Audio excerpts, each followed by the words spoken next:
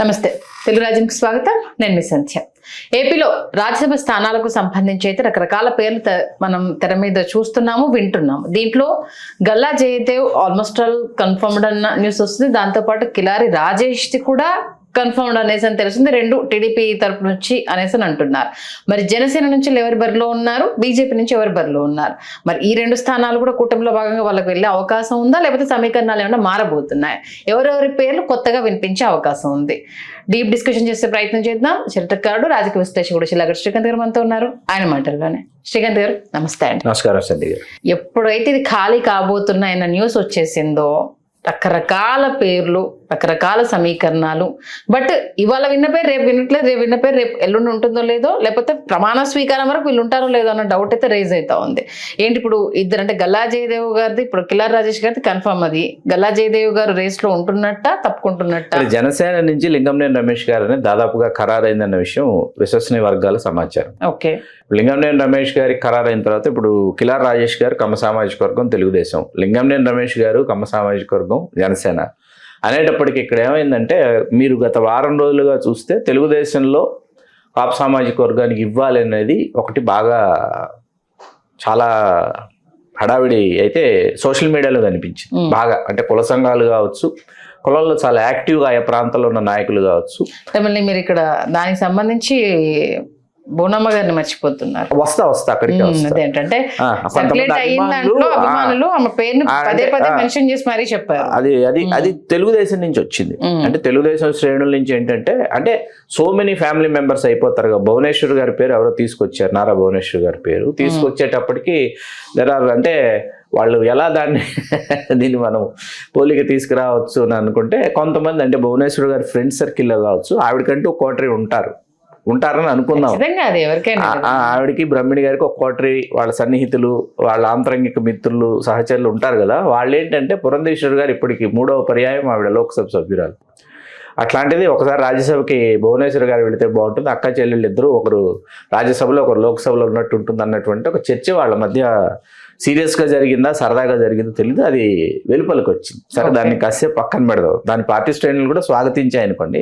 కాకపోతే అప్పుడు టోటల్గా ఏంటంటే ఇప్పటికే కుటుంబ పార్టీ అన్న ముద్ర బాగా బలంగా పడింది. ఇంకా అప్పుడు పూర్తిగా ఏంటంటే తెలుగుదేశం అంటే ఎవరి దేశం అంటే వాళ్ళ దేశం అన్నట్టు ఉంటుంది, కుటుంబ దేశంలాగా ఉంటుంది, నారా నందమూరి దేశంలాగా ఉంటుంది. సరే, మనం దాన్ని కాసేపు పక్కన పెడితే ఈ సామాజిక వర్గం, కాపు సామాజిక వర్గం నుంచి కుల సంఘాలలో యాక్టివ్గా ఉన్నవాళ్ళు, అట్లాగే కులంలో చాలా మేధావి పాత్ర పోషించినటువంటి వాళ్ళు, రాయలసీమకి చెందినటువంటి బలిజ సామాజిక వర్గానికి అవకాశం ఇవ్వాలి అనేటటువంటి అంశాన్ని చాలా బలంగా తెర మీదకి తీసుకొచ్చారు. ఓకే, ఈ విషయం నేను ఎందుకు ఇవాళ దీన్ని ప్రస్తుతించాల్సి వస్తుందంటే, గతంలో రాయలసీమకు సంబంధించి ఇంకా ఎక్కువ మాట్లాడితే రాయలసీమ, నెల్లూరు, ప్రకాశం అంటే గ్రేటర్ రాయలసీమను తీసుకుని బలిజ సామాజిక వర్గం నుంచి ఎవరికైనా రాజ్యసభ ఇచ్చారంటే ఒక చెన్నంశెట్టి రామచంద్రయ్య గారికి తప్ప ఇంకొక పేరు కనిపించదు మీకు. మీరు గుంటూరు జిల్లాకు వచ్చేటప్పటికి, ప్రకాశం దాటి మనం గుంటూరు జిల్లాలకు వస్తే, ఫర్ ఎవర్ కైండ్ ఇన్ఫర్మేషన్, కమ్మ సామాజిక వర్గం నుంచి ఇప్పటి వరకు 24 మంది రాజ్యసభకు నామినేట్ అయ్యారు. ఒక్క కులం నుంచి, ఒక్క కమ్మ కులం నుంచి 24 మంది రాజ్యసభకు నామినేట్ అయితే, ఇదే గుంటూరు జిల్లా నుంచి ఒక్క కాపు కులస్తుడు కూడా రాజ్యసభకు నామినేట్ కాలేదు. మీరు మిగతా సామాజిక వర్గాలను తీసుకుంటే 1, 2, 3, 1, 2, 3 ఒక్కొక్క సామాజిక వర్గానికి చేనేత అనుకోండి ప్రగతి కోటయ్య గారు. ఇట్లా మీకు చాలా ఫ్యూ పీపుల్ కనిపిస్తారు మీకు లీడర్స్. గుంటూరు అంటే మాది, మేము అంటే గుంటూరు అనేటటువంటి అన్ని పార్టీల్లో కలిపి వాళ్ళే తీసుకున్నారు. ఈ అంశాన్ని కాసేపు పక్కన పెడితే, అగైన్ ఇప్పుడు వచ్చేటప్పటికి కిలారి రాజేష్, లేకపోతే లింగంనేని రమేష్ అనేటప్పటికి ఏమైపోయిందంటే, ఈ సామాజిక వర్గం నుంచి ఎక్కువ ఒత్తిడి మొదలైన తర్వాత చంద్రబాబు నాయుడు గారి దృష్టి ఏఎస్ మనోహర్ గారి చిత్తూరు మాజీ ఎమ్మెల్యే చేశారు. ఆయన మీద పడింది. బాబు గారి దృష్టి పడిందా, బాబు గారి దృష్టికి ఆయన తీసుకువెళ్ళారా అన్నది కాసేపు ఆ వివరాలకు మనం వెళ్ళకపోతే, ఏఎస్ మనోహర్ గారు 94, 99 వరుస ఎన్నికల్లో తెలుగుదేశం పార్టీ అభ్యర్థిగా ఓడిపోయారు. అక్కడ చిత్తూరులో ఓడిపోయి 2004 ఎన్నికల్లో అప్పటి కాంగ్రెస్ వేవ్లో అప్పుడు రాజశేఖర రెడ్డి గారు ఆ ప్రభంజనంలో అప్పుడు తెలుగుదేశం అభ్యర్థిగా గెలిచాడు ఆయన. అంత క్రితం ఒకసారి మున్సిపల్ చైర్మన్ గా కూడా చేశారు.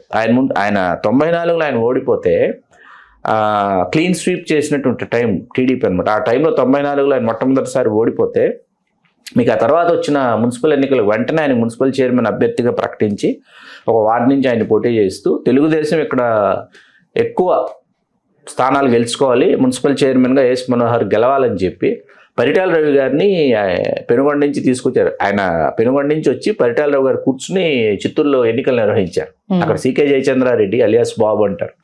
ఆయన వరుసగా శాసనసభకు ఎన్నికవుతూ వస్తున్న కాంగ్రెస్ నేత. ఆ తర్వాత ఆయన వైకాపాలోకి వచ్చారు. విచిత్రంగా తెలుగుదేశంలోకి వెళ్ళారు. రకరకాల రాజకీయ పరిణామాలు చోటు చేసుకుని కాసేపు పక్కన పెట్టి ఇప్పుడు ఏఎస్ మనోహర్ గారు తెర మీదకి వచ్చారు.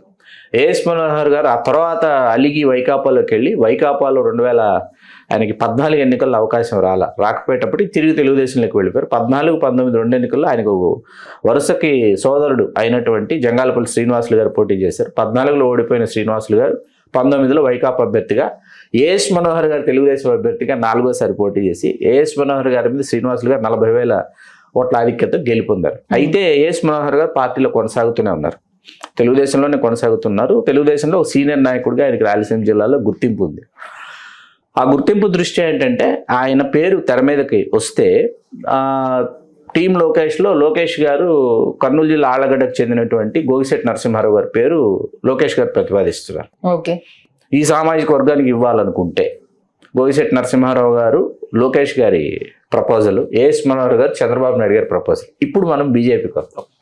బీజేపీకి వచ్చేటప్పటికి ఏమైందంటే మీకు సానా సతీష్ గారిని ఒకవేళ కొనసాగించారు, మనోహర్ గారు లేరు, గోగిశెట్టి నరసింహారావు గారు లేరు, సానా సతీష్ గారిని కొనసాగించారు. మీ కిలార్ రాజేష్, లింగంనేని రమేష్ కమ సామాజిక వర్గాల నుంచి ఫుల్ఫిల్ అయ్యారు. బీజేపీ నుంచి మీకు సోషల్ మీడియాలో గత వారం రోజులుగా 2 పేర్లు తెర మీదకి వచ్చినాయి. ఒకటి తులసి రామచంద్ర ప్రభు గారు, 2 దాసరి శ్రీనివాసులు ఐఏఎస్ రిటైర్డ్. దాసరి శ్రీనివాసులు గారు దళిత సామాజిక వర్గానికి చెందిన వ్యక్తి. ఆయన భాజపాలో ఉన్నారు. హిందూ ధర్మ పరిరక్షణ ట్రస్ట్ని దాని చైర్మన్గా ఉన్నారు. ఆయన ఆంధ్రప్రదేశ్ స్టేట్ ప్రిన్సిపల్ సెక్రటరీగా చేశారు, ప్రకాశం జిల్లా కలెక్టర్గా చేశారు.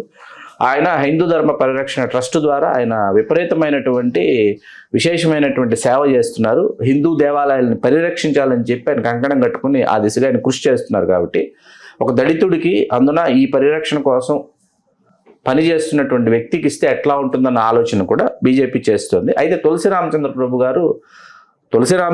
గారు కోరారా, లేకపోతే తులసి రామచంద్ర ప్రభు గారి అభిమానులు కోరారో తెలియదు. కానీ గత 4-5 రోజులుగా సోషల్ మీడియాలో అయితే తులసి రామచంద్ర ప్రభు గారి పేరు హోరెత్తిస్తున్నారు. ఇంకా మార్పులు చేర్పులు అయితే ఉంటాయి, ఫైనల్ అయితే కాదు. అంటే ఆల్మోస్ట్ వీళ్ళల్లోనే అవుతారు. ఒక కిలారి రాజేష్ అయితే కన్ఫర్మ్, అది కన్ఫామ్. లింగంనేని రమేష్ గారు కూడా ఆల్మోస్ట్ కన్ఫామ్ అనే అనుకోవాలి మనం. అనుకోకుండా పోవడానికి లేదు. ఆయన 2014 వాస్తవానికి 2019 ఎన్నికలకు ముందు నుంచి కూడా పవన్ కళ్యాణ్ గారితోనే ప్రయాణం చేస్తున్నాడు ఆయన. ఇవాళ మంగళగిరిలో ఉన్న పార్టీ కార్యాలయం కానీ, అంత క్రితం బెంచ్ సర్కిల్ ఉన్నటువంటి కార్యాలయం వీళ్ళకి ఇచ్చింది కానీ, ఇక్కడ ఉన్నటువంటి నివాసం కానీ, మరొకటి కానీ ఇంకోటి కానీ వారు ఏర్పాటు చేసినవే. వారు ఆ రోజు నుంచి తన ప్రయాణాన్ని కొనసాగిస్తున్నారు. వారాహి తీర్చిదిద్ది తయారు చేసి ఇచ్చిన తంగెళ్ళ ఉదయ్ శ్రీనివాస్కే కాకినాడ లోక్సభ కట్టబెట్టంగా లేనిది పాపం ఇన్ని చేసి ఇచ్చినటువంటి లింగంనేని రమేష్ గారికి చేయకపోతే ఎలాగా? చూద్దాం మరి. ఇప్పుడు ఎవరికి ఇష్టం ఉన్నా, ఎవరికి ఇష్టం లేకపోయినా, ఎవరికి నచ్చినా, ఎవరికి నచ్చకపోయినా మా పందా ఇది, మేము వెళ్ళే దారి ఇది, అంతే అంటారు. అంతే.